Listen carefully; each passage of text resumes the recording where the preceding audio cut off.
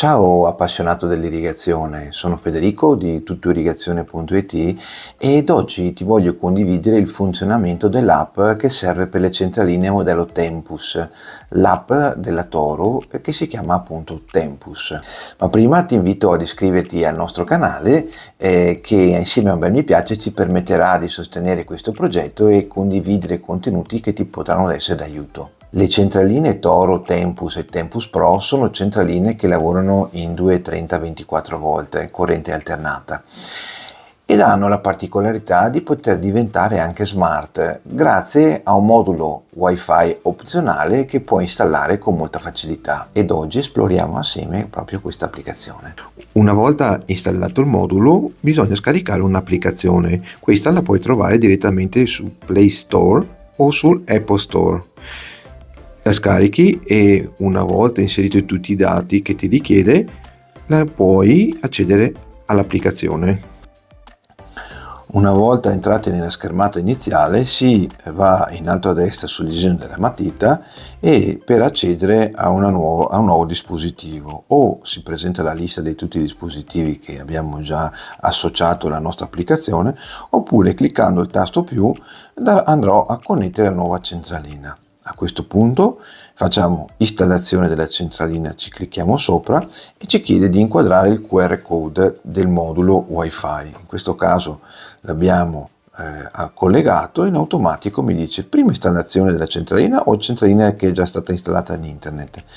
Gli diciamo prima installazione della centralina, clicchiamo e poi lui ci dice di ricercare la rete Wi-Fi. Eccoci qua e quindi ha trovato il dispositivo, gli diciamo connettiti, fa un check generale, connessione, di comunicazione, mi trova subito la rete disponibile Wi-Fi. Una volta inserita la password, clicco su connetti.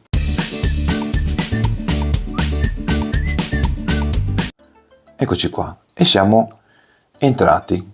Ok, installazione completata. Freccia indietro, la centralina si sta collegando ad internet e attendere. Al termine, collegarsi nuovamente alla centralina.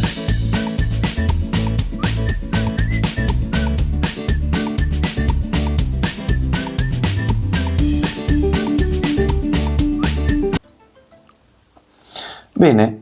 A questo punto la centralina è stata collegata ad internet. Clicco sopra il nome della centralina.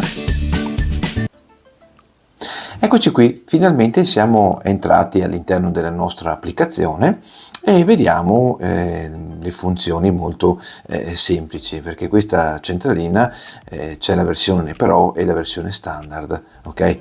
Quindi possiamo entrare nel nostro ingranaggio in alto a destra.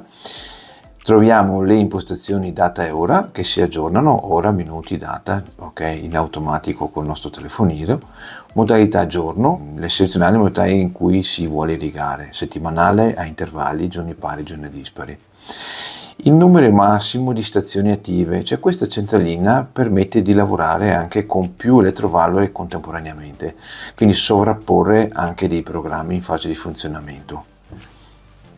Il budget stagionale, messo in off quando vogliamo essere noi a gestire la parte della percentuale, una funzione usata molto poco ma molto comoda quando si hanno molte zone. Perché se si lascia al 100% vuol dire che se abbiamo impostato 10 minuti su tutte le zone tutte le zone sono da 10 minuti. Se vogliamo aumentare perché c'è un'esigenza di più acqua, perché la stagione sta diventando più calda, basta andare sulla percentuale del budget e mettere a 110 o 120%, aumenterà del 10 o del 20% i tempi di tutti i settori. Oppure posso anche ridurre, quindi la proporzione sempre dei tempi di funzionamento rimane la stessa e anche mi semplifica la correzione dei tempi senza dover andare ad ogni singolo settore. Modalità orario, possiamo scegliere ore e minuti oppure ore e minuti o minuti secondi. Per alcune applicazioni può essere utilizzata anche questa funzione. Allora, il programmatore ci chiede in caso di mancanza di corrente e quindi poi ripristino, cosa fare? Eseguire il programma o fermare tutto, e quindi io posso anche decidere di fargli fare questa funzione. Ritardo delle stazioni è una funzione speciale che veniva usata nelle vecchie centraline, che permette di dare modo di, se abbiamo un'alimentazione magari di una cisterna, tramite cisterna, di ripristinare la nostra cisterna, quindi di reintegrare la nostra cisterna per un arco temporale calcolato. Modalità loop, che ci permette di impostare ogni singolo programma o tutti i programmi affinché il ciclo di irrigazione si ripeta in loop, quindi continua. Questa è una funzione che viene usata nel settore agricolo normalmente.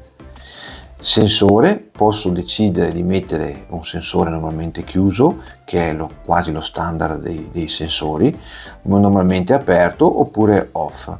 Posso decidere di dare un ritardo, quindi la sensibilità ulteriore al sensore, anche se normalmente c'è una ghiera che ci permette questa sensibilità. Programmi interessati, quindi posso abbinare il sensore a certi programmi, potrebbe essere il programma del prato oppure un programma delle siepi, delle aiole o anche di vasi che magari sono sotto portico e quindi non sono soggette alla pioggia, alla caduta della pioggia classica, no? Azioni, cosa fare? Mettere in pausa, avviare, stop, considerarla come una pioggia. Ok, queste sono le funzioni. Lettura contatore, questa è una funzione che è presente nella versione Pro, perché posso mettere un contatore volumetrico e dargli una finestra d'azione di lavoro dalle 24 ore, oppure posso dirgli no, controlla il funzionamento del consumo del contatore nell'arco temporale che funziona la mia centralina. Poi posso impostare il discorso di portate eccessive, quindi col mio contatore volumetrico posso dare tutta una serie di parametri, di limitare i consumi per un discorso di perdita, di portate insufficienti. Questo serve perché poi devo andare sulle notifiche e le notifiche mi arriveranno nel cellulare quando, in questo caso posso decidere quando viene resettata la centralina, posso decidere, e quindi il cursore deve andare sulla destra, ok? Cortocircuito in uscita, nelle perdite e tutta una serie di parametri che posso abilitare oppure meno. A sinistra sono disabilitati, a destra sono abilitati, e questo mi permette di avere il monitoraggio da remoto. Ok, queste sono le impostazioni. Programmi sono molto semplici perché abbiamo programma A, B, C e D. Ok, il budget 100% che avevamo parlato prima. Ok, la durata delle stazioni, vado sull'impostazione, posso decidere minuti, ora, ok, ed applicare addirittura a tutte le stazioni. Io confermo e posso applicarlo a tutte le stazioni. Dopodiché vado nell'avvio della nostra irrigazione, stabilisco un orario e do conferma, ok? Una volta confermato troverò nelle 6 partenze l'orario di partenza. Vi ricordo che la programmazione è ciclo, è un ciclo di irrigazione, cioè quando io abilito la partenza tutte le zone andranno in cascata una dopo l'altra, quindi partirà la zona 1, partirà la zona 2, partirà la zona 3, ok? Eccetera eccetera, una dopo l'altra, se tutte fanno parte del programma A. Invece se alcune zone le abiliterò nel programma B o nel programma C o nel programma D, andranno per conto loro. Giorni di irrigazione, in questo caso nell'impostazione iniziale abbiamo deciso di fare una programmazione settimanale. In questo caso mi compare la settimana e cliccandoci sopra decido se non irrigare oppure irrigare, ok? In questo caso confermo, mi trovo tutti i giorni. Se io voglio andare invece ad attivare le stazioni singolarmente, mi compariranno sul display la stazione, deciderò quanto tempo, ok, 1 minuto, 3 minuti, conferma. In questo caso la centralina mi fa vedere, guarda, la stazione numero 4 è partita, ok? E cliccandoci sopra, in questo caso l'ho arrestata.